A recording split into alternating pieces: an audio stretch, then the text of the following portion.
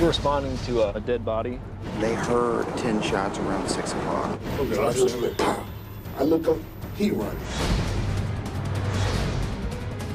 Got a single gunshot wound that entered the back.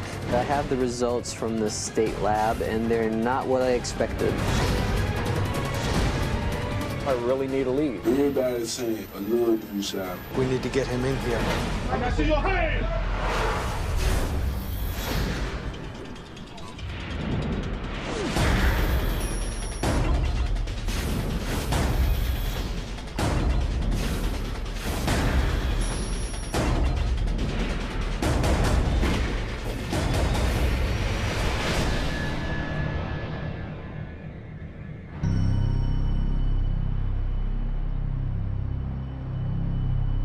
Richmond 911. Yes, I need an ambulance, please. See, somebody is on my door, bleeding to death, banging on my door.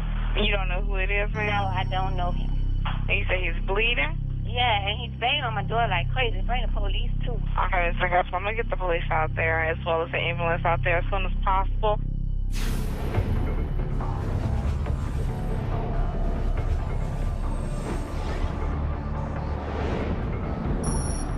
We're responding to two 911 calls in reference to a person bleeding, laying in front of an apartment over here in Gilpin Court, which is RRHA property, which stands for Richmond Redevelopment and Housing Authority. Detective Jamie Baines will be the lead detective on this case. So we don't know for sure if they're dead or what. We won't know until we actually pull up in front of the scene and find out.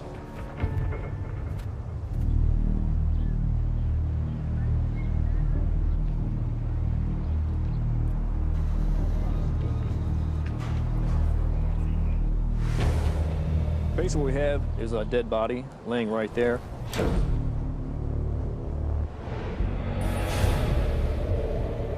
The victim was found laying face up on the grass in front of an apartment. When the police officers got here, he was barely alive. They said there was blood just fountaining out of his mouth. When the paramedics got here, they tried to revive him, but they were unsuccessful.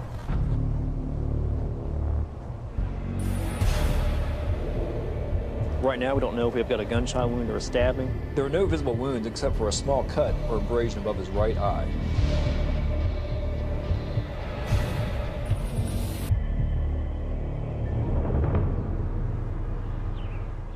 What we got so far? We got a victim here who died like minutes after the police got here. Okay. The medical examiner's here now, taking a look at him, trying to determine why he died. I got patrol officers going around here, starting to canvass, looking around, trying to figure out what's going on. Okay. We got a name or anything on the victim yet? No, not yet. There's a lot of people still out here. That's kind of ridiculous. Yeah.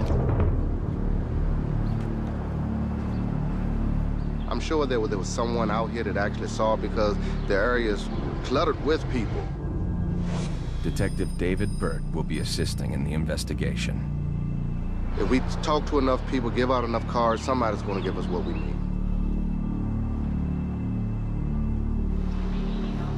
I'm good. He's light. That's a gunshot wound. My initial examination of the wound looks like it's from a small caliber weapon. Did they pull the shirt up on him yet? Yeah, shot in the back. Shot in the back? Yeah, straight right in the spine, right through. I'm surprised he ran this far. Really? Yeah. Right in the middle of his back? Mm-hmm. That's the only one y'all found on him so far? Yeah. Okay. Do we have a name on him, or presumed name? Mario Carney. Mario. The victim is 36-year-old Mario Kearney. He lived on the streets of Gilpin Court and had a history of drug problems. Hey, Sage, y'all know him? You do know him. As what? Robbery suspect. Oh, he is? Really? Was served a couple days ago. What kind of robbery was it, do you know? Is it strong arm? Yeah. Street robbery? Huh. No kidding. Okay. A lot of times, our victims, or as long as they're not dead, are the suspects the next day and vice versa. Maybe, I don't know. He robs this guy last week. The other guy knows who he is and comes back and doesn't want to wait for the justice system and comes up and puts one in him.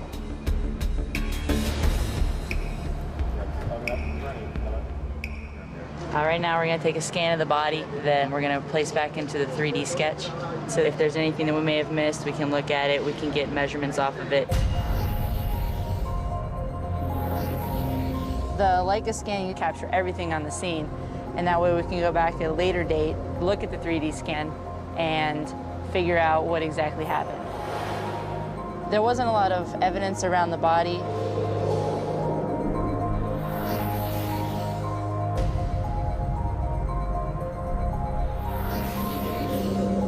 There was a hat, which we believe is probably his, a pool of blood next to his body.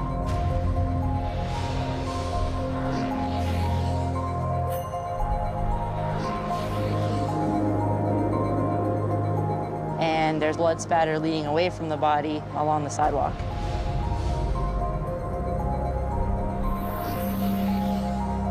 As information trickles in, detectives begin to understand what might have happened to Mario Kearney. This lady I talked to, her daughter and her were sleeping in the back room with their window open, and they heard the gunshots. They heard probably about 10 gunshots, and they heard the guy being chased. Another lady said she didn't hear any shooting, but this morning she woke up and heard somebody say, call his mother, or something like that. Okay. But I'm ranging anywhere from 1 shot heard at 12:30 to 10 shots around 6 o'clock. Okay. Thanks, Billy. If you need anything. All right, thank you. Is there blood on that sidewalk? There is? Okay. Hey, Jay, is that blood right there? Okay. Okay. You got blood right here. In like a splatter pattern that's going forward, so it looks like he's running. I don't know if he was shot there a second time or if he fell there and that's why it's splattered forward. Okay. But you got more here. It looks almost like he stopped right here and then he's bleeding pretty good. Okay.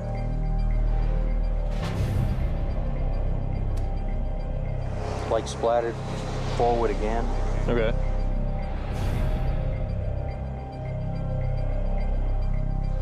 More there. This is where it starts?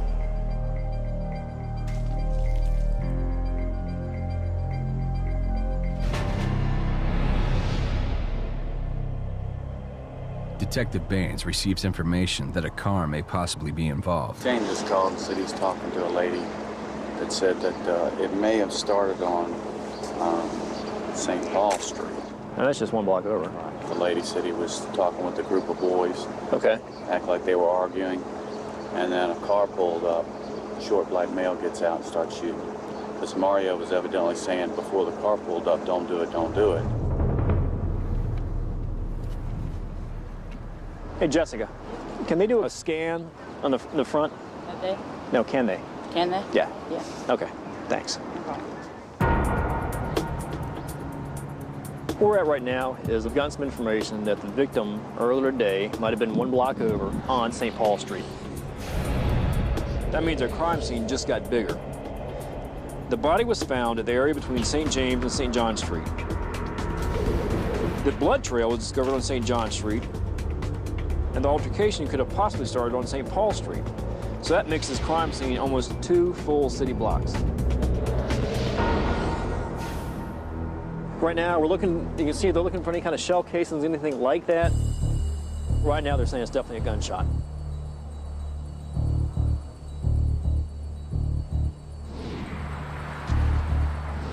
Right now, I'm headed over to St. James Street over in Gilpin Court to meet with one of the detectives, John Walker. He called me and told me that he had arrested Mario Kearney in the past for some robbery charges. Hopefully I can get some insight on who we possibly could be looking for. Been knowing Mario for about 15 years. Okay. Always been breaking into either buildings, cars, anything that's not his. Had you locked him up yourself before? Yeah, probably a couple of months ago I got him for a robbery of a old man up here on near the church. Was a weapon related to? No, this one he just punched the old man. As far as some of your victims from some of the robberies that's been over here, you think any of them may have been maybe trying to do him back? Quite possible. Mario has friends, we also had a lot of enemies. Our victim was not very liked in the neighborhood. That's probably why no one is coming forward at this time giving us any information. A lot of times, if a person is well liked in the neighborhood, they would come forward and give us necessary information right off the bat. So this right here is not one of those situations. Although he was unpopular, you know, this was no popularity contest, so, you know, we're not concerned about that. Our job is to find his killer.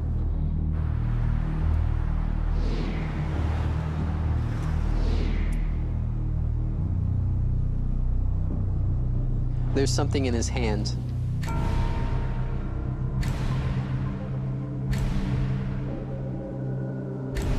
He did have a dollar bill in his right hand, and he had it clenched. We removed it from his hand. Trigger's fold. What hand was that in? It was in his right hand. Was it a dollar? Yeah, dollar bill. Yeah. There's something in there. Around 6:30 this morning, a resident from this address called and said that somebody was at her door bleeding. Do you have a name on him, or presumed name? Mario Carney. Mario. He had a lot of friends, we also had a lot of enemies.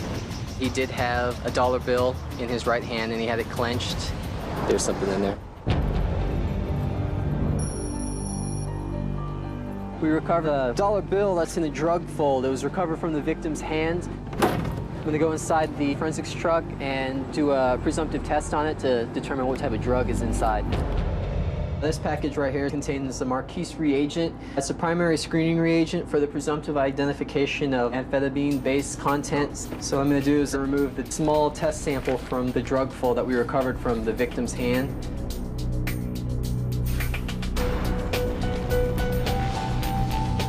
The result went from orange to brown, and that indicates that there's possibly amphetamines or meth in here.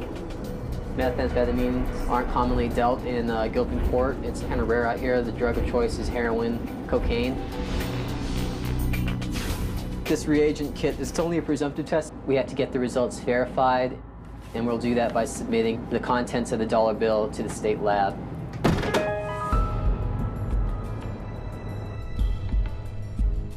Hey, Mr. Lawrence. Yes. Once again, I need your help. Okay, what's your name? And I need the name of anybody in the Gilpin Court area who's been arrested over there, or a person of interest that's either selling or buying meth. Got a couple of them. I'll print this information for you. Anything else you want to look at? Anything else you need? I'm sure I'll be back. I know you will. All right. I was able to get 3 names from crime analysis.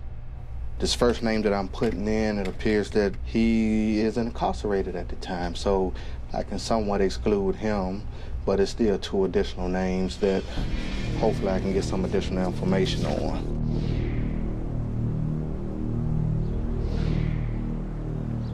Back in Gilpin Court, detectives expand the crime scene to include the start of the blood trail. Yeah, shell casing? Yeah, but most 45 guys I see shot leave a hell of a hole. Yeah. I just don't think that that's it.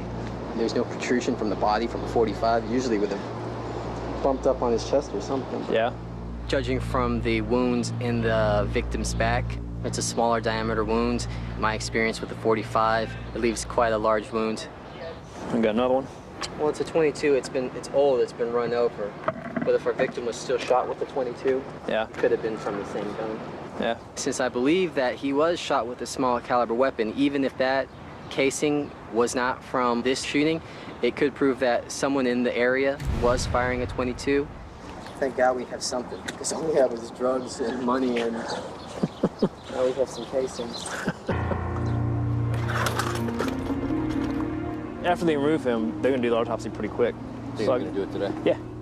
Right now we're wrapping up the crime scene, and it looks like we don't have a whole lot to go on yet. People are scared to talk to the police, especially when there are other police officers out here. Once we leave, they'll call the police and give us some names as to who did it. The bottom line is we've got a guy who's dead, and we need to get it solved.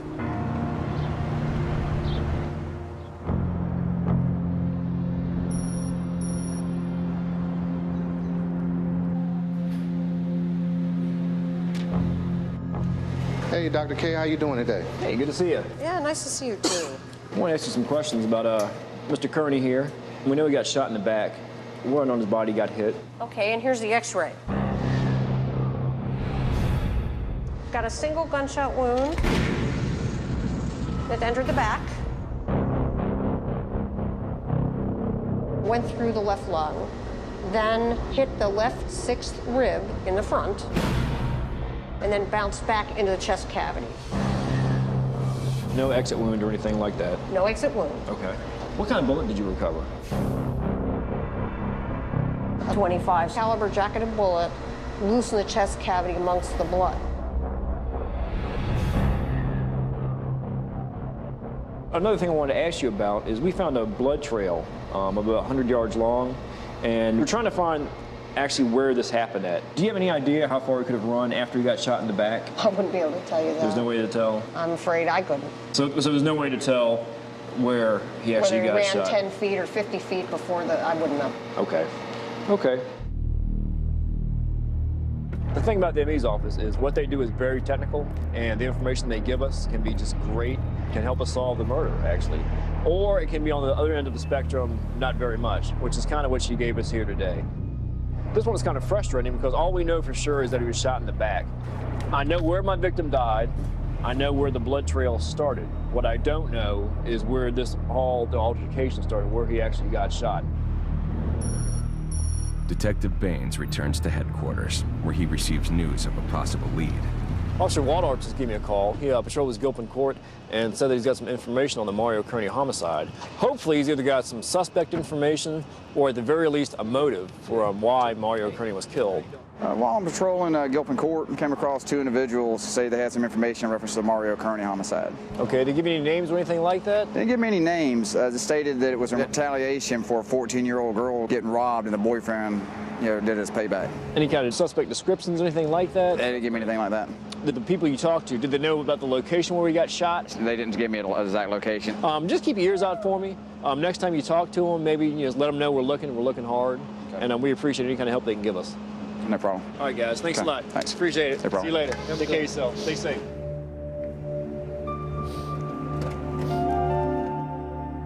All right, bye. I just got done talking with Mario Kearney's family. It's always hard to tell a family that their loved one is dead. Regardless of what he did in life, he doesn't deserve to get shot in the back and die on the ground. So it's always tough talking to their family. They were very upset. They didn't understand why he had to be killed. And right now, we don't know either, but we want to find out for him and give him some kind of answers and some kind of closure.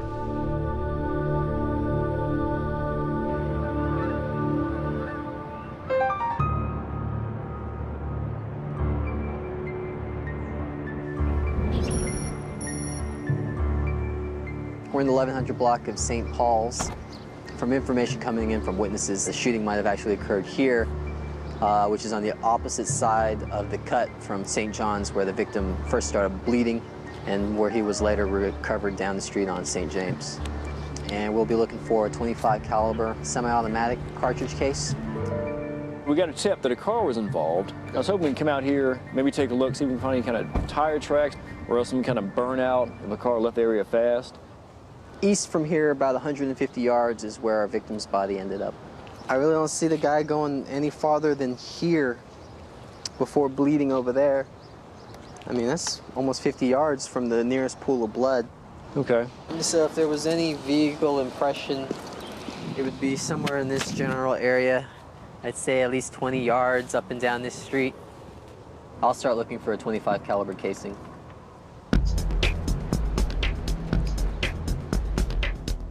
In this area, we have a lot of random gunfire calls. I expect to find lots of other shell casings. This will go to a revolver, so that's not even what we're looking for.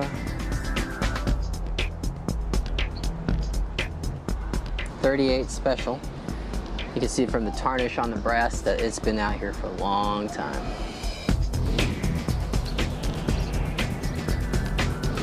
Let's see here. Definitely a tire track. Definitely looks old. No, I'm not sure this is going to be related to our homicide. We did a quite thorough search. It's too bad we didn't find what we were looking for.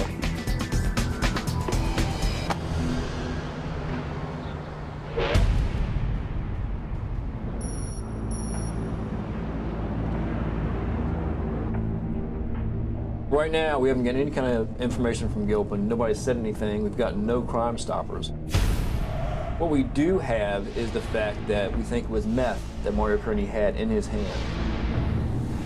We have identified 2 known meth dealers from the Gilpin Court area. One actually has a warrant on file.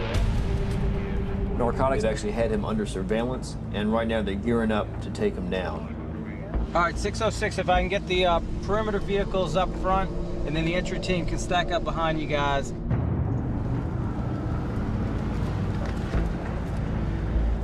We're on our way to execute a drug search warrant in the Fairfield Court area of Richmond. The suspect we're looking for, he's also an individual who's been convicted of murder in the past and is on active federal probation. We also believe that there's a semi-automatic handgun at that location. Okay, this is the Gilpin Court public housing community. It's an area plagued by violence and illegal drug activity, and we're going to deploy out right now and head. See your hands! I want to ask you some questions about Mr. Kearney here. Got a single gunshot wound that entered the back. In the victim's hand, there was a dollar bill. There was like a lump or the outline of something in the dollar bill. The result went from orange to brown, and that indicates there's possibly amphetamines or meth in here. We're on our way to execute a drug search warrant. See your hands!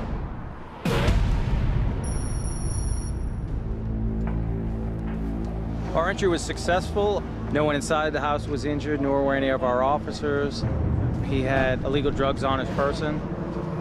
Narcotic officers arrest a possible suspect on a warrant unrelated to the Mario Kearney murder. All right, go ahead. Watch your head when you get in. A known meth dealer in the Gilpin Court area. He may have sold the drugs that were found on the victim. So it was a great success from start to finish.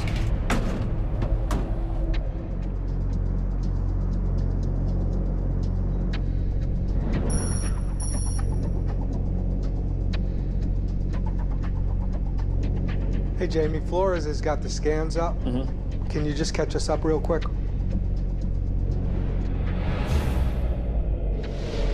The best thing we've got going for us right now, I think, is the drugs that were found on the victim. Hopefully they'll turn out to be meth. Narcotics actually was able to find one of the guys we were looking at, one of the meth dealers, and arrest him. I just got done interviewing him. He denies any kind of connection to this murder at all. I'm going to check up on his alibi and see if it pans out. Outside of the meth angle, what else do you have out there? We had 2 cartridge cases. One was a .45 and a really old tarnished .22. At this time, I think we're going to be able to rule out these cartridge cases. Dr. K said that she recovered a fully jacketed .25 caliber round from his back. There was nothing else out there. Now go to where the body was, and where is the blood trail?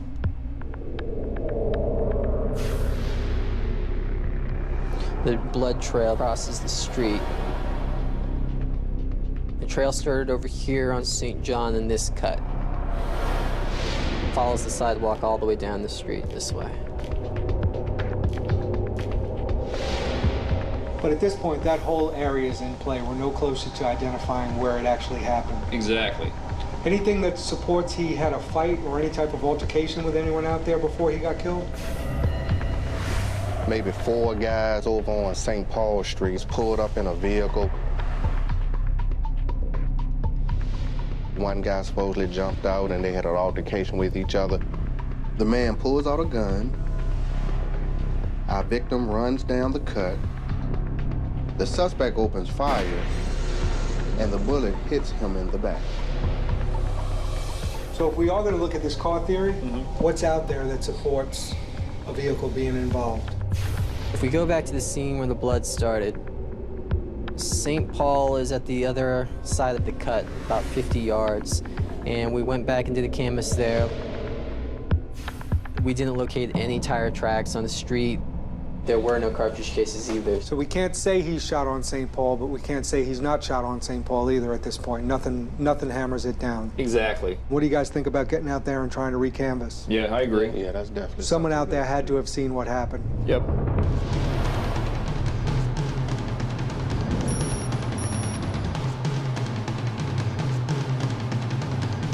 Thanks for coming out, I appreciate it. What we want to do today is just basically re-canvas. What we're looking for is a few things. It could be drug-related, possibly over meth, possibly juveniles involved, at least one who might be the shooter. We think it was over like a robbery that went bad. Dave, what else are we looking at? It was something about a vehicle that could have been possibly involved. So that's what we're looking for. Kind of keep your ears open.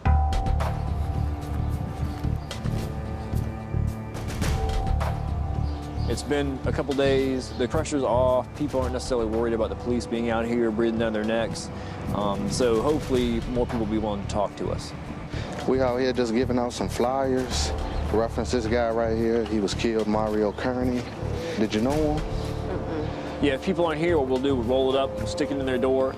This guy has a contact number on it. If they have any kind of information at all, give us a call. You know the number for Crime Stoppers?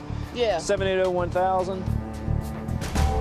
We just got done with our secondary canvass of the neighborhood, and so far nobody's coming forward. But people will see us out here, they see us working, they see us trying to solve this murder, and hopefully they'll give us a call or give Crime Stoppers a call.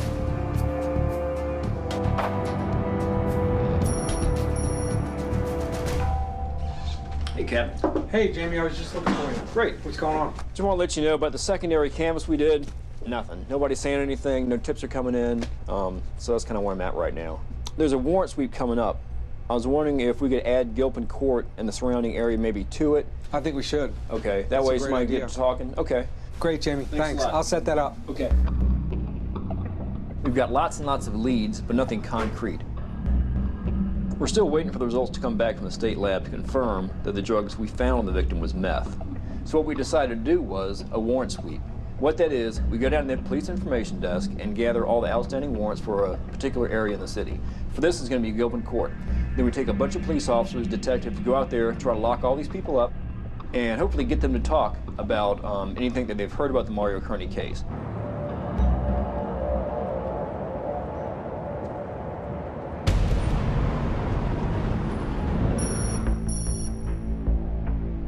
Our primary objective, of course, is to serve these warrants and also to gather information on violent crime.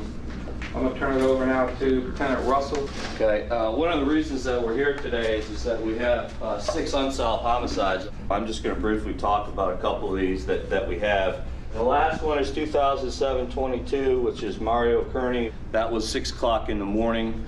He was out in Gilpin Court. We need somebody to come forward that actually saw something in that particular area.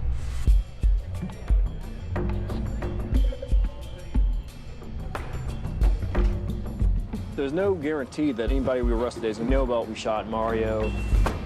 However, this community is so small that if we pick up somebody at random, chances are very good they'll know something about the murder of Mario Kearney.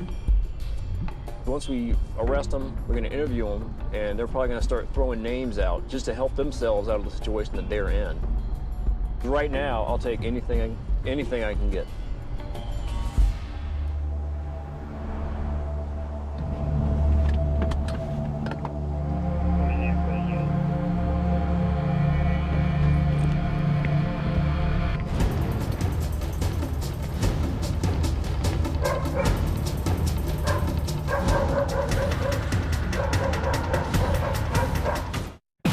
Mario Kearney was shot in the back. We recovered a dollar bill that's in the drug fold. It was recovered from the victim's hand. We're waiting for the results to come back to confirm that the drugs we found on the victim was meth. No tips are coming in, so what we decided to do was a warrant sweep. There's no guarantee that anybody we arrest today is going to know about we shot Mario.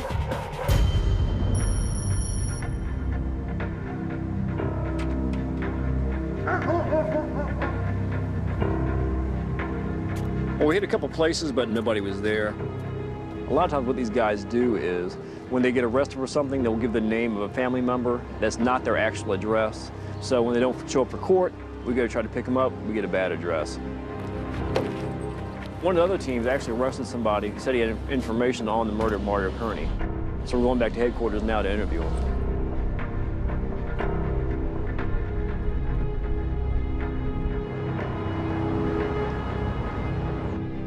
Let me show you a picture of a dude real quick. Do you know him? Mario. I know Mario. When is the last time you saw him? The day before he got killed. Did you hear the shots? Ain't nobody heard no gunshots. Everybody saying a little dude shot him. What did you hear? Somebody, he took some from somebody's girl and they shot him. That's all I heard was somebody shot him because he took some from the girl. Have you heard of a name of who shot him? They just saying a little dude. You're not hearing any names about who shot him?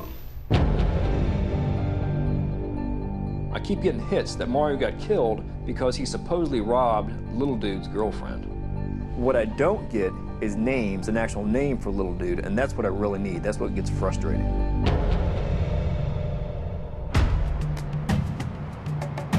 The state lab results are in. Detectives meet in forensics to go over the results of the drugs found in Mario Kearney's hand. Hey, John. Hi, Jamie. Thanks for coming by. Sure. Like I said earlier, I have the results from the state lab, and they're not what I expected them to be. The substance we tested with the marquee reagent turns out to be cocaine base instead of methamphetamine. Really? 0.127 grams of cocaine. The drugs sent to the state lab go through a series of tests. They conduct a different reagent test. If the sample turns bright blue, it's cocaine. They will also use gases to separate each component of the sample to identify the drug. Ultraviolet light is also used to confirm the results. So we're out there looking for meth dealers. So now we got to kind of reshift our focus here. The state lab results more than likely clear the meth dealer we picked up the other night. There are much more cocaine dealers in Gilpin court. So we're going to set up with narcotics to start really driving home on them, trying to get them arrested. And that way more people will have known my victim, Mario Kearney. So that should in turn give us more leads. Police pressure in Gilpin court begins to pay off as officers arrest a man on drug possession who claims to have information on the Mario Kearney homicide.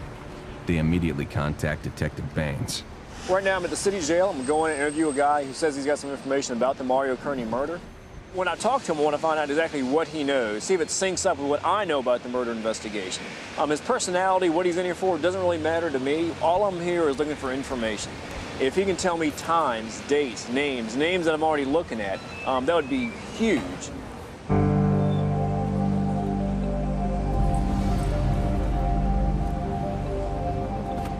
Well, just got done the interview at the city jail, and it was a bit disappointing because he wouldn't talk to me. He basically wanted to get out of jail free card before he would give me any kind of information at all, and I'm not going to do that.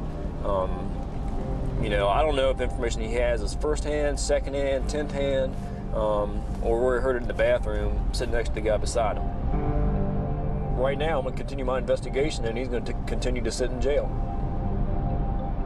I really need a lead. So far, nothing.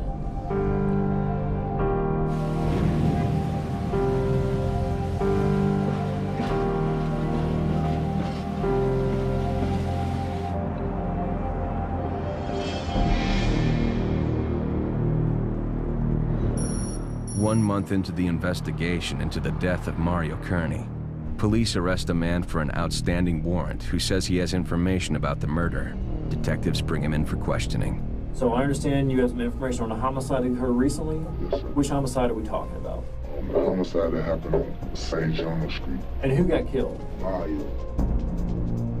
So what happened that morning, that afternoon? I'm out there playing with somebody else there. I'm playing in the cut. In the cut on St. John Street. What time is it? It's at least like 1:30. In the morning? Yeah. Is it still dark outside? Yeah. So I'm playing in the cut. And then I just see a little named Sh00ting. They call him Sh00ting? Yes, sir. Okay. Your last name? No, sir. The word was that Mario was supposed to be trying to rob his girlfriend. I hear him keep on saying, man, try to run up on my girl. I know him, you know what I'm saying? I know his voice. Okay. So I just like, pow. I look up, he running. Like, he didn't say, Who's he who? Sh00ting. Okay. And then how about Mario? What did you see him doing? I guess he just must have dropped. Okay. I can see him. It could have been 50 feet. I can see him, you feel what I'm saying? I can see him. It's him, man. He did it, man. So what'd you think? Well, he sounds pretty consistent with what we know about the case so far. He gave the name of Sh00ting. Yeah. You think that's a nickname or a first name, middle name? He wouldn't give me anything else. All he said was Sh00ting. So what I think we're going to do is check our computer system, take a look, and see if I can't come up with a name, and then try to take it from there.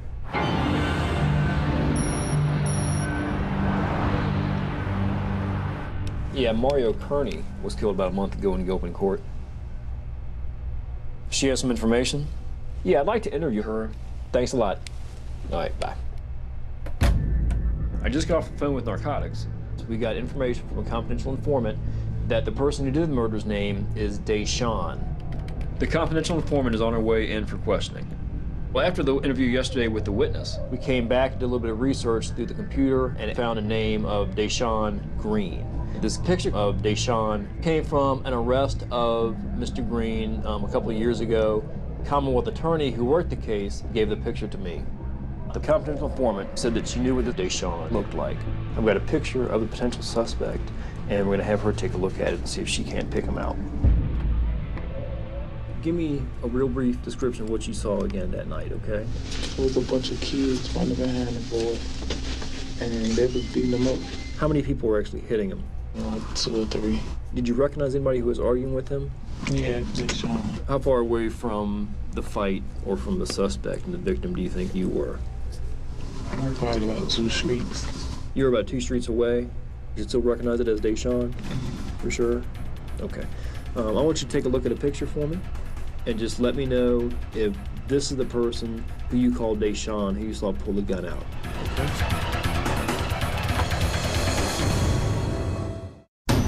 Our victim was not very liked in the neighborhood. The substance we tested turns out to be cocaine base. They call him Sh00ting? Yes, sir. It's him, man. He did it.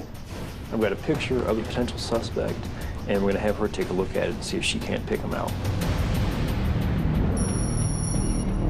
I think it's 2 streets though. Okay.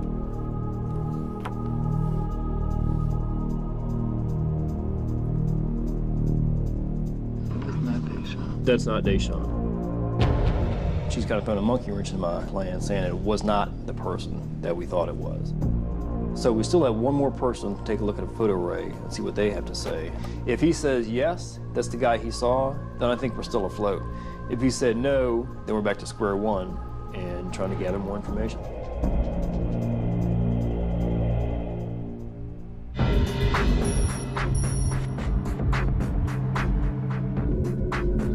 Detectives bring the witness back in to look at a photo array to see if he can pick out Deshawn as the killer. Okay, I want you to take a look at these pictures and tell me if you see the person who shot Mario Kearney. And I want you to take your time, look at each and every picture.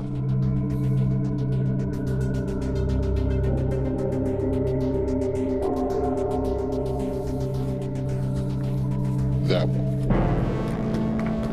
Are you sure? Pick Deshawn out. Detectives now have a solid suspect. They review the evidence to determine if they have enough to charge Deshawn with murder. Just go back to the beginning and sort of see if we can sift through it. Okay, start from the crime scene.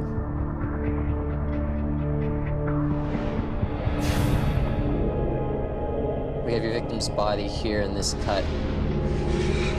We have a blood trail. It goes down the sidewalk on St. John's to this cut in between St. John's and St. Paul. He has drugs in his hand. Do we have lab results back on the drugs, John? Yeah, we have lab results on what we originally thought was methamphetamine. They have concluded to be cocaine. And cocaine in Gilpin court is something that is found on a daily basis. And actually, it sounded like it would be bad, but what it actually did was get us more people involved in the game who know who the players are. That, in turn, led us to 2 people who said that they witnessed this. We got a female CI and a male witness. She says that she was standing on her balcony about 2 streets away from St. John Street. She said that she saw her victim being surrounded by a group of guys, and 2 or 3 of them were beating him up. Then she said that she sees Deshawn pull out a gun. She goes inside her house. She saw Mario Kearney run away. She turns away, hears a shot, bam. Next thing we know, Mario Kearney's dead. The male witness says that he knows this guy as Sh00ting. He said that he was in one of the cuts, which is the area between the apartment buildings. He saw the victim and Sh00ting fighting on St. John Street. He turns away, hears a gunshot, looks back, and sees Sh00ting and the victim running away from each other. He says that it happened at 1:30 in the morning, but we know for a fact that it happened at 6 in the morning.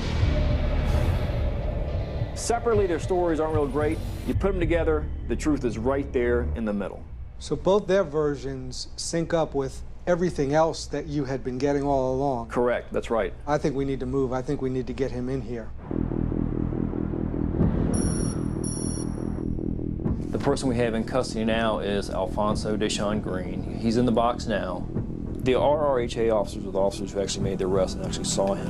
RRHA stands for Richmond Redevelopment and Housing, which is basically our housing projects. They actually acted very fast on this. I just sent out the wanted poster about 2 to 3 hours before they picked him up.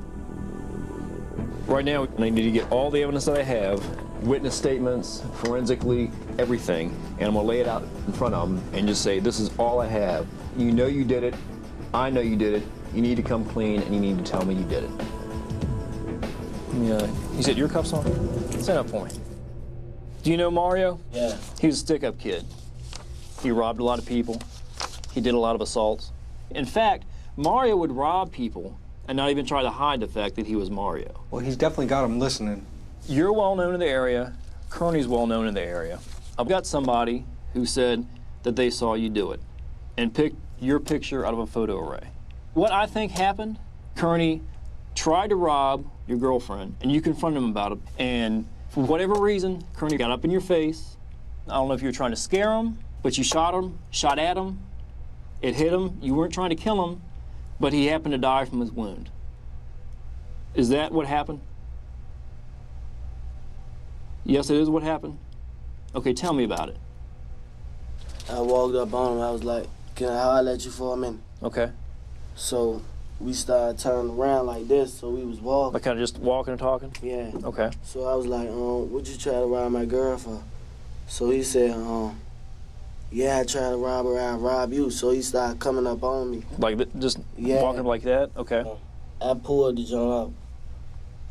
I was like, and that's when he... Did he grab both hands, one hand? Okay. And I was like... Okay. So maybe you hit him somewhere up high? Face or somewhere. Okay, so did he say anything when that happened? Okay, and so then what? He just, when I snatched it like this... So he's grabbing, okay. Like this, he turned around. Like that? Yeah, and started running. Okay. Then I like walked up a little bit and I was like... I can tell by looking at you. It's been eating you up. Are you sorry for what happened? Do you want to see your mama? Okay. I would think looking at him, at least tonight, he was at least feeling bad, remorseful. The whole time I was talking to him, he'd swallow a lot. His eyes would tear up. He was very upset about his mother finding out. And you shot somebody. I cannot believe it. Then you killed somebody else's child.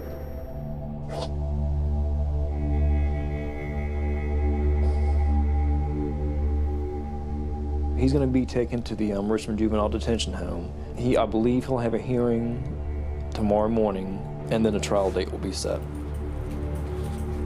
I'm tending to believe that he basically went out to avenge his girlfriend, and it just got out of control, and somebody did wind up ultimately losing their life.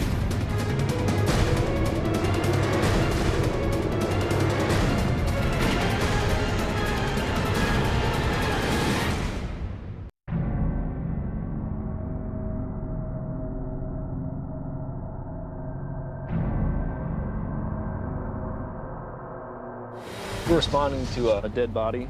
They heard 10 shots around 6 o'clock. Okay, I just went, I look up, he running. Got a single gunshot wound that entered the back. I have the results from the state lab, and they're not what I expected. I really need a lead. Everybody's saying a little dude shot him. We need to get him in here. I see your hand!